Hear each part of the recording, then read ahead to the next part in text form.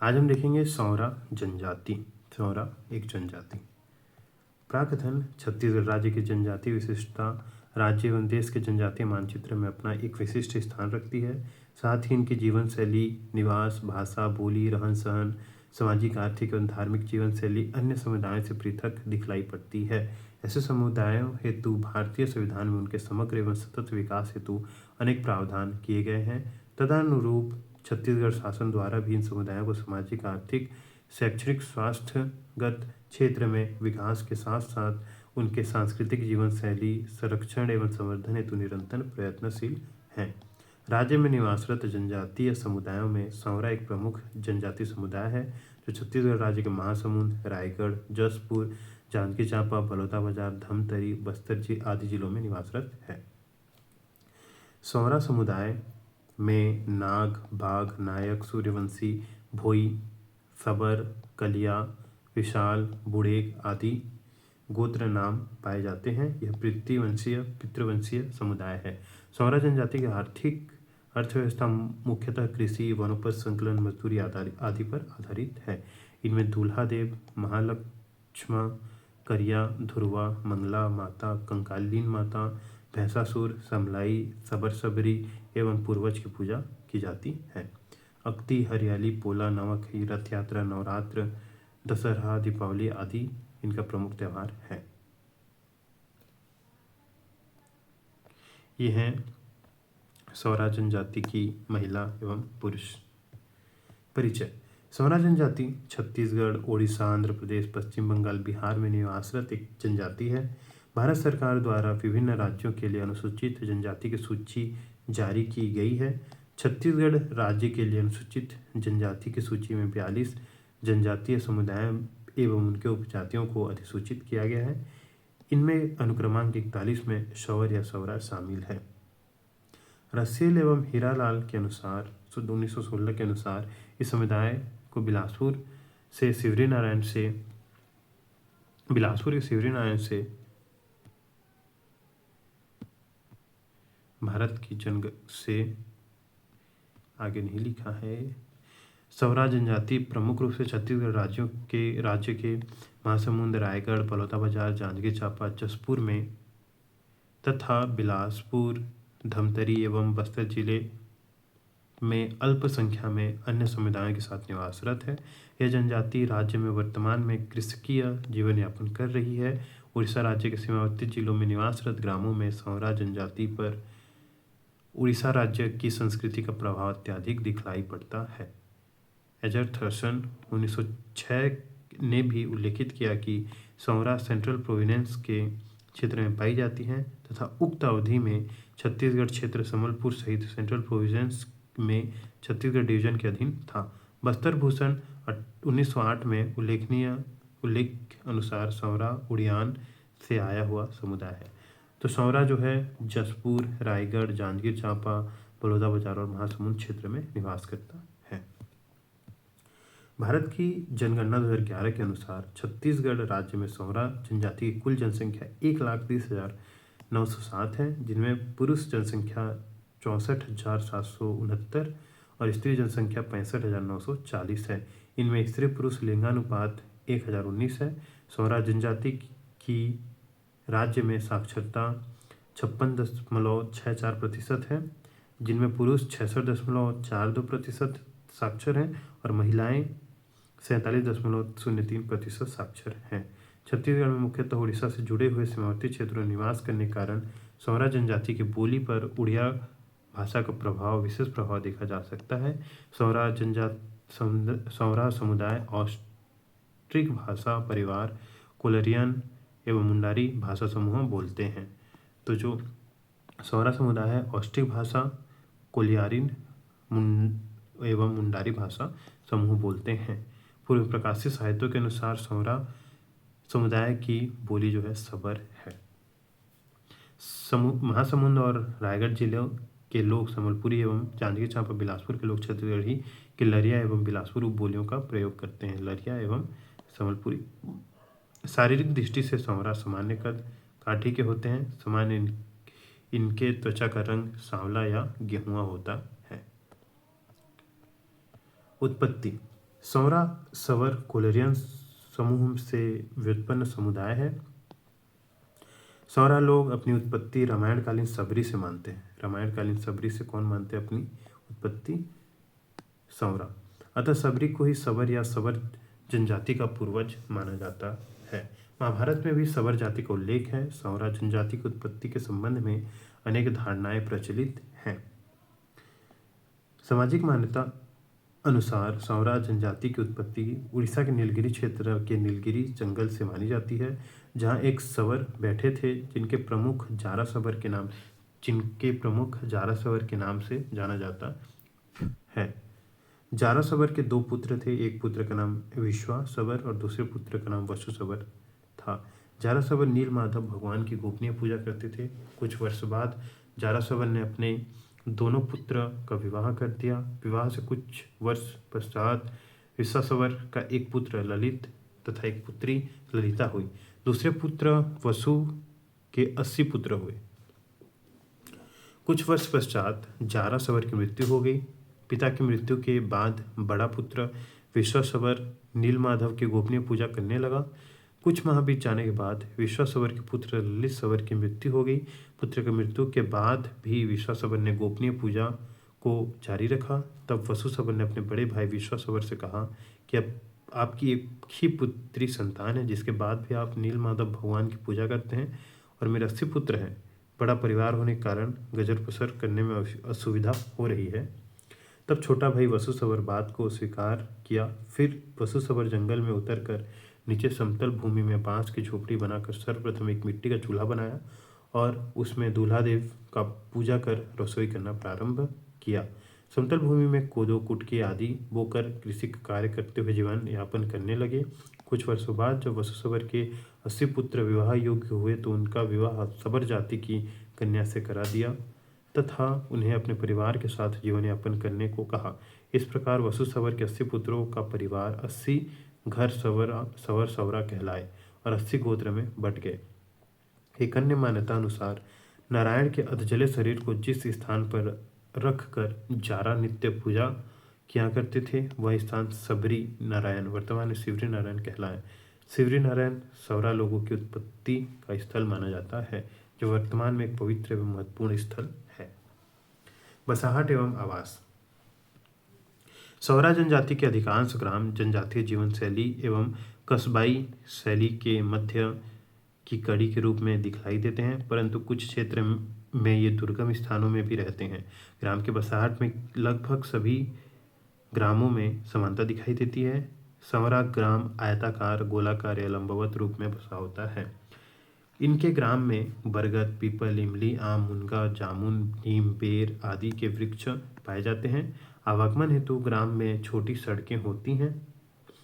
पेयजल हेतु गांव के अंदर चौराहों या पारा मोहल्लों में कुआं पाया जाता है। एक और तालाब होता है जहां लोग स्नान तथा पशुओं को भी नहलाते हैं।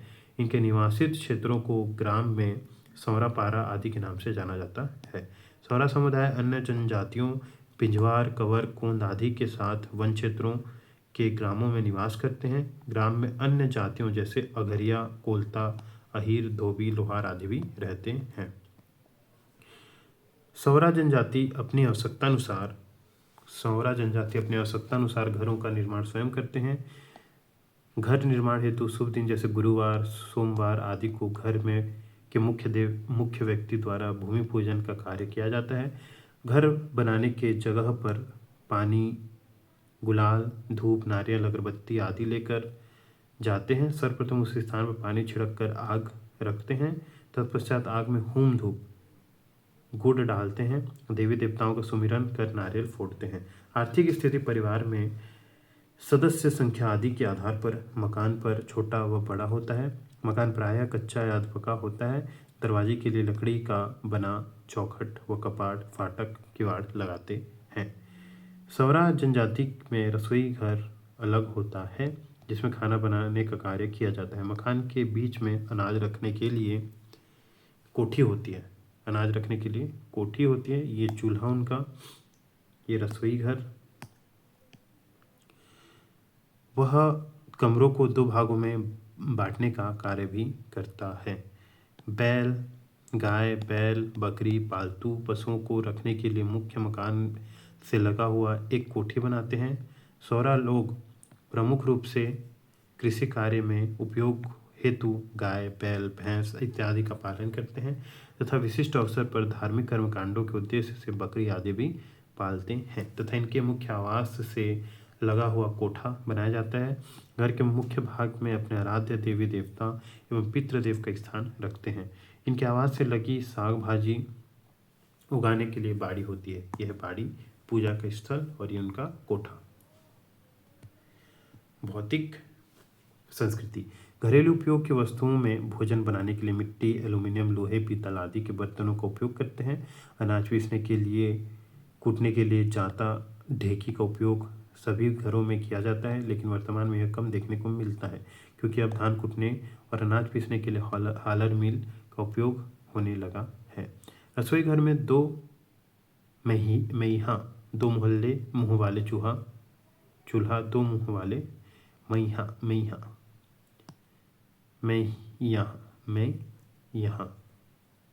दो मुँह वाले चूल्हे रखते हैं। ठंड से बचने के लिए मिट्टी का बना एक पात्र होता है जिसको गोरसी कहते हैं। इसके पास बना सिल लोढ़ा होता है जो चटनी पीसने के काम आता है। अनाज रखने के लिए ईंट मिट्टी निर्मित कोठी, सब्जी बनाने के लिए कढ़ाई, हंसिया, हांडी, कनौजी, थाली, गंजी, लोटा, गघरी, पाटा चाप, सूपा, बहरी, भुगली, चेंगरा, सुरखी, हांडा, लाई, डलिया, टुकना, टुकनी आदि प्रमुख हैं। ये झौहा, यह है गघरी, यह है चम्मच, सिल्लोढ़ा, चारपाई, सूपा, कुटनी, आग सेकने के लिए गोरसी, यह गोरसी, पौंसूल, करछुल, ये करछुल है, सोने के लिए खाट, चटाई, गोदरी, कुथली, इसमें नहीं है। पैली, अनाज मापने के लिए पैली का उपयोग करते हैं, पैली या पैली। टुकनी, शुपा, पानी भरने के लिए एल्यूमीनियम की कसेला, मिट्टी या गुड़ी, पकी हुई दाल निकालने लोहे एल्यूमीनियम का करछुल, चम्मच, सोने के लिए खाट या चटाई और अनाज मापने के लिए पैली या पायली। आर्थिक रूप से संपन्न लोग गद्दा व रजाई का भी उपयोग करते हैं। घर में कपड़े टांगने के लिए दीवार या कील या खुटी या म्यार से म्यार तक एक लंबी रस्सी या बांस निर्मित अड़गसनी होती है। सौरा जनजाति कृषि कार्य हेतु पारंपरिक उपकरणों जैसे नांगर हल, जोतने के लिए भूमि समतल करने के लिए कोपर, धान कटने के लिए हंसिया, मिंजाई हेतु घर लाने के लिए सूर्या, पहावरा, कांवर इसमें नहीं दिख रहा है। मिंजाई पश्चात पैर से धान को अलग करने के लिए सूपा पंखा आदि उपकरणों का साथ साथ गैती वसूला खुपरी टंगिया, बार, कुदाली उपयोग किया जाता है। कोठी के बाहर पशुओं को पानी पिलाने के लिए लकड़ी का बना कोटना होता है। सौरा जनजाति द्वारा शिकार हेतु उपयोग किए जाने वाले उपकरण में तीर धनुष जाल, चोरिया, गरी, फांदा, गुलेल, काड़ी, कुमना, धैर, थोपी आदि प्रमुख हैं। सौरा जनजाति की महिलाएं एवं अविवाहित युवतियों को साज श्रृंगार आभूषणों के प्रति विशेष लगाव देखा जाता है। सामान्यतः महिलाएं एवं युवतियां धातु निर्मित आभूषणों, बिंदी, मुंदरी, अंगूठी, कांच की रंगीन चूड़ियां की तरफ आकर्षित होती हैं।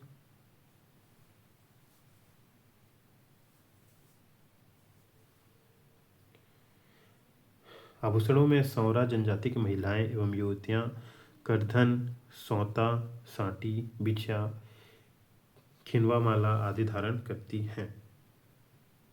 गोदना का सौरा जनजाति में अत्यधिक महत्व है। स्त्रियां अपने हाथ पर भिन्न भिन्न आकृतियों के गोदना गुथवाती हैं। हाथ के गोदना बाहा पैरी तथा पैर के गोदना गोर पैरी, बाहा पैरी तथा गोर पैरी कहते हैं। ऐसी मान्यता है कि शरीर में गोदवाने से जीवन में शांति प्राप्त होती है तथा मृत्यु के उपरांत स्वर्ग प्राप्त होता है। गोदना देवार जाति के द्वारा किया जाता है।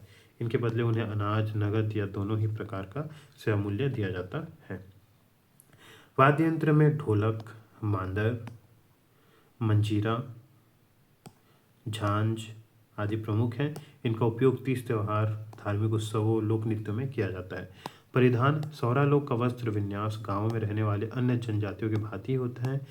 पुरुष धोती, पटुका, बनियान, लुंगी आदि पहनते हैं।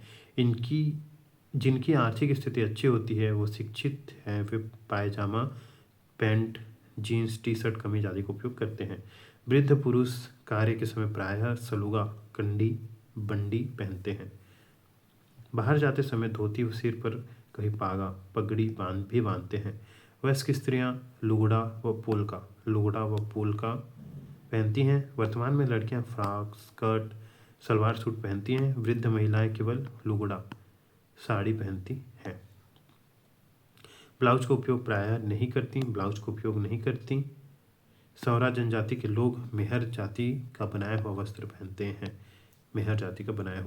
पहनते हैं। खाद्य स्वभाव: सौरा जनजाति का मुख्य दैनिक भोजन भात, चावल, दाल, सब्जी, अंगाकर, रोटी आदि है। रात्रि के बचे हुए भात में पानी डालकर हड़िया में रखते हैं, जिसे बासी कहते हैं। चावल, आटे की रोटी को चीला नाश्ता के रूप में उपयोग करते हैं।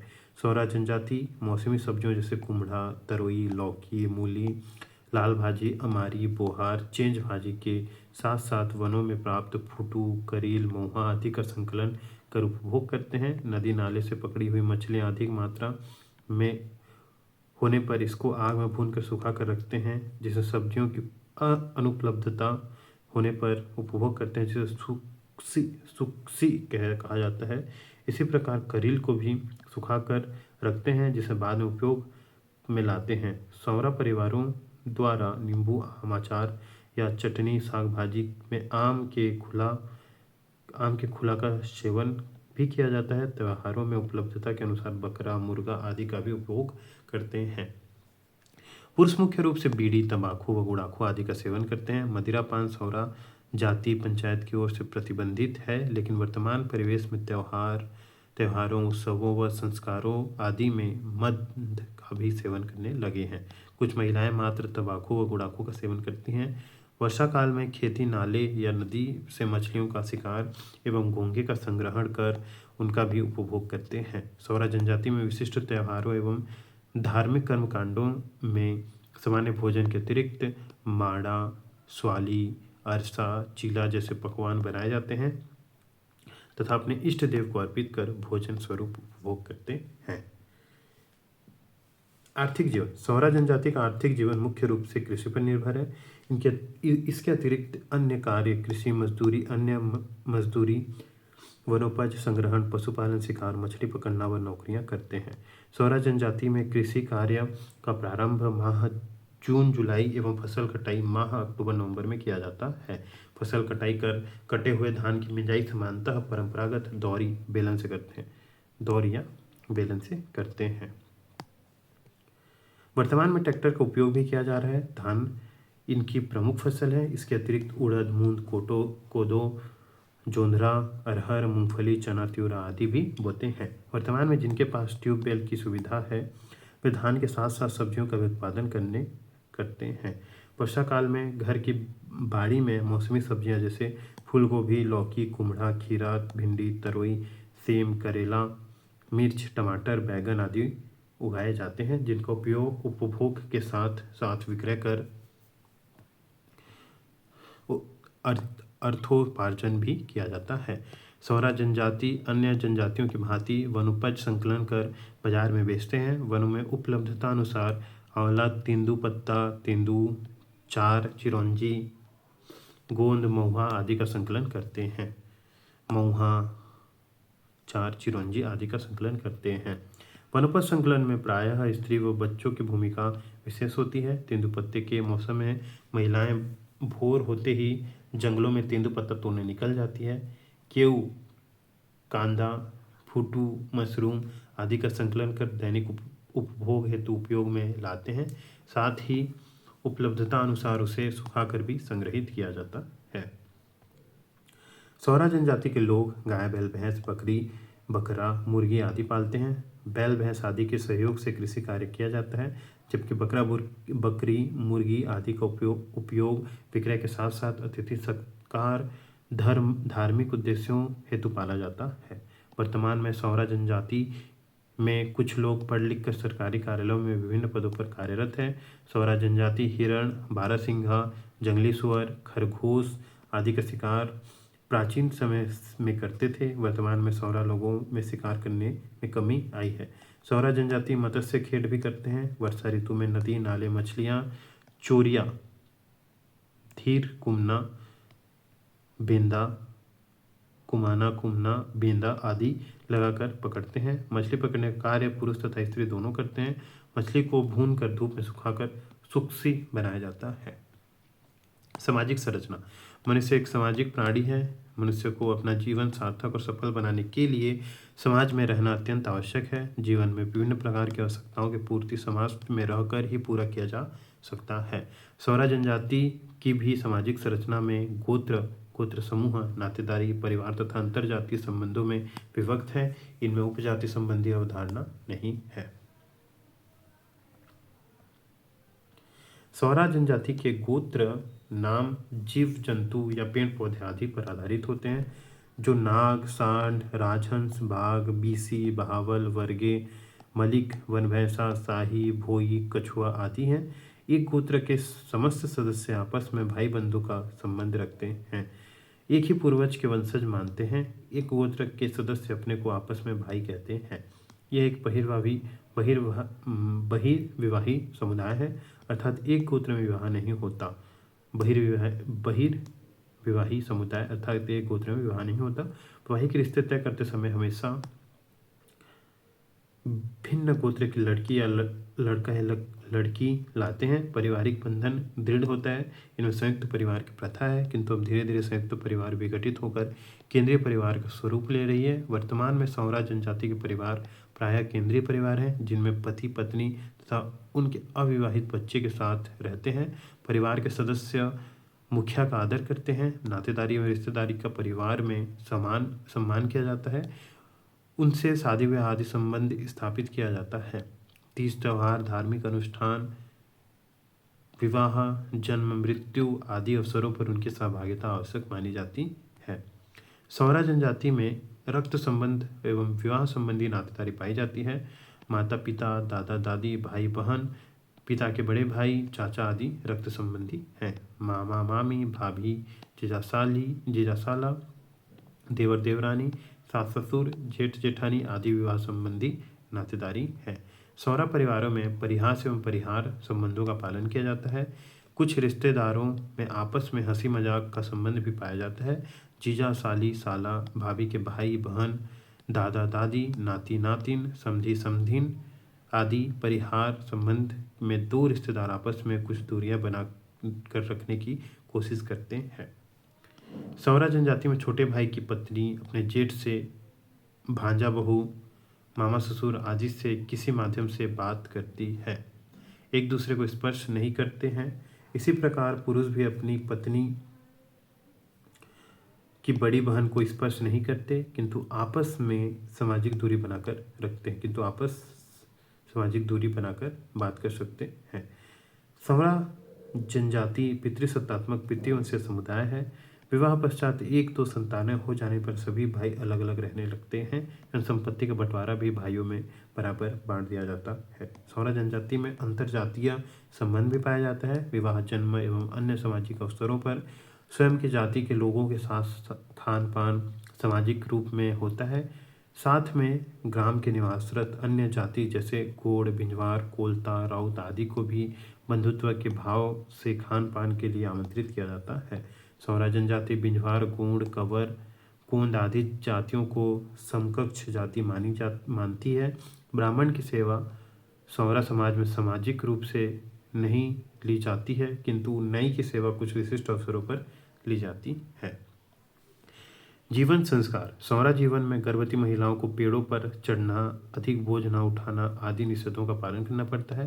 प्रसव कार्य पति के घर में ही होता है। मकान के एक कमरे में परिवार व रिश्तेदार की दादी, बूढ़ी औरत या शुइन दाई कराती है। प्रसव जमीन पर ही कराया जाता है, किंतु वर्तमान में आधुनिक चिकित्सा का उपयोग किया जा रहा है। बच्चों का नरुआ, नाल काटने के लिए ब्लेड का उपयोग किया जाता है। प्रसव पश्चात प्रसूता को पारंपरिक पेय सुदक पिलाते हैं। सोंठ, अजवाइन, फर पीपर, काली मिर्च, नारियल, मेवा, गुड़ आदि का लड्डू बनाया जाता है। सौरा जनजाति में छठवें दिन छठी, 12वें दिन इक्सिया किया जाता है। इसी दिन इष्ट देव पूजन, देव की पूजा पाठ कर यथाशक्ति भोज दिया जाता है। शिशु का नामकरण नाना, दादा, बुआ आदि द्वारा किया जाता है। छठी शुद्धिकरण में मुंडन हेतु नाई की सेवा ली जाती है। वर्तमान में सौरा जनजाति में लड़के लड़कियों का वयस्क होने पर किया जाता है। इनमें विवाह प्रस्ताव लड़के की ओर से रखा जाता है तथा विवाह तय होने पर सुकधन के रूप में नगद रुपया और वस्तु वधु पक्ष को दिया जाता है। सौरा जनजाति में विवाह कार्यक्रम 3 दिवस का होता है। पहला दिन वेदी मंडप, दूसरा मंगलाभार, जैसे परिवार के सदस्यों के लिए नए कपड़े, मिठाई और अन्य सामग्री मामा के घर से आता है। इस दिन खार, घास, आम की पत्ती बांधकर मुख्य द्वार पर दोनों तरफ की लकड़ी का खंभा गाड़ा जाता है। इस दिन से परिवार के सभी सदस्य रिश्तेदारों का आना शुरू हो जाता है। दूसरे दिन परिवार के सदस्यों द्वारा ग्राम देवता, ठाकुर देवता की पूजा की जाती है।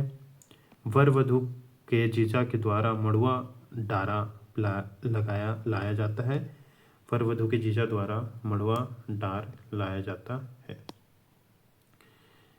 तालाब से कमल फूल, कांदा लाकर वेदी में गाड़ा जाता है तो साथ में मोहा की डाल लगाई जाती है। विवाह स्थल पर बड़े मंडप को डूमर जामुन के पत्तों से सजाया जाता है। डूमर और जामुन के पत्तों से सजाया जाता है। हल्दी की गांठ व आम पत्ता लड़के के गले में पहनाया जाता है। पीसी हल्दी को तेल मिलाकर लेप बनाते हैं, जिसे लड़के वाले लड़की के घर भेजते हैं। सबसे पहले लड़की लड़का का विवाह अपने घर में मोहा के पेड़ के डाल से होता है। शारदी बैठा जाता है। मड़वा पूजा कर वर वधु के सिर में तीर रखकर उनमें तेल छोड़ा जाता है और उस तेल को वर वधु को थोड़ी मात्रा में पिलाया जाता है। यह नेग उसी प्रकार दोनों पक्षों के घर पर होता है। तत्पश्चात वर वधु को स्नान कराकर शाम में बारात या प्रस्थान की तैयारी की जाती है। सौरा समाज में विवाह रात्रि को संपन्न होता है।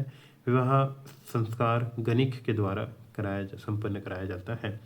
तीसरे दिन वर वधु बाराती सहित घर वापस आकर वर पक्ष के घर पर एक रस्म की जाती है, जिसमें वधु छोटा सा मिट्टी का हांडी जिस पर दिया जला होता है सिर पर रखकर सभी के साथ तालाब जाती है। साथ में पुलाव या पैरा का एक हिरण का पुतला बनाया जाता है, जिसे वर धनुष तीर से निशाना साधते हुए हिरण का भेदन करने का उपक्रम करते हुए तालाब तक वधु के पीछे पीछे जाता है।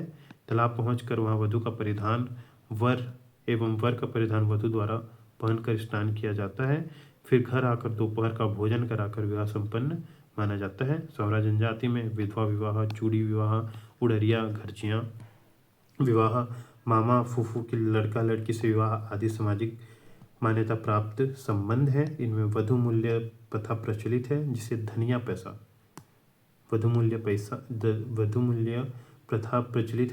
पैसा कहा जाता है। सौरा जनजाति आत्मवादी है। इनमें मृतकों को दफनाने की प्रथा है। इनमें शोक 3 दिन का होता है। तीज नहावन के बाद छुआ हटाने घर की सफाई लिपाई पुताई की जाती है। मृत्यु के तीसरे दिन तिजनाहवन में नई धोबी की सेवा ली जाती है। समाज द्वारा पंचामृत बनाकर मृतक परिवार को प्रसाद के रूप में वितरित किया जाता है। 10वें दिन 10 कर्म किया जाता है। इस दिन सगे संबंधियों एवं समाज के लोगों को आमंत्रित किया जाता है। नाई द्वारा मृतक के परिवारों का मृतक के पुत्र का मुंडन किया जाता है। इसमें इष्ट देव सवर सबरी नारायण की पूजा कर पिंडदान किया जाता है। इसके बाद शोकाकुल परिवार द्वारा सात्विक रूप से भोजन कराया जाता है। धर्म, जादू एवं त्यौहार। सौरा जनजाति छत्तीसगढ़ के अन्य जनजातियों के भांति धर्म, जादू पर आस्था रखती है। इनके सामाजिक आर्थिक कार्य देवी देवताओं की पूजा से जुड़े हुए हैं। इनके परंपरागत देवी देवता के अतिरिक्त नदी, पहाड़, जंगल, भूमि, सूर्य, चंद्रमा, वृक्ष आदि की भी पूजा करते हैं। सौरा जनजाति के कुल देवता दूल्हा देव और महालक्ष्मा हैं। इनके अन्य देवी देवता जगन्नाथ भगवान, ठाकुर देव, करिया धुरवा, शीतला माता, सहाड़ा देव, सवर सबरी, समलाई, मंगला माता, समलपुरीन, भैंसासुर तथा अन्य पूर्वज देवी देवता प्रमुख हैं। इनकी पूजा नवाखई, अक्ति, अक्षय तृतीया, हरियाली, श्रावण आदि में किया जाता है। आषाढ़ शुक्ल पक्ष द्वितीया को रथ यात्रा का त्यौहार मनाया जाता है। भगवान जगन्नाथ को सवर द्वारा काला मल्ली के फूल का माला पहनाकर तथा सवर सवरा जाति द्वारा सवरदा नृत्य करते हुए भगवान जगन्नाथ को मंदिर से निकालकर रथ में बैठते हैं और जगन्नाथ भगवान 10 दिन तक गुंडीचा यात्रा अपने मंदिर में वापस आ जाते हैं।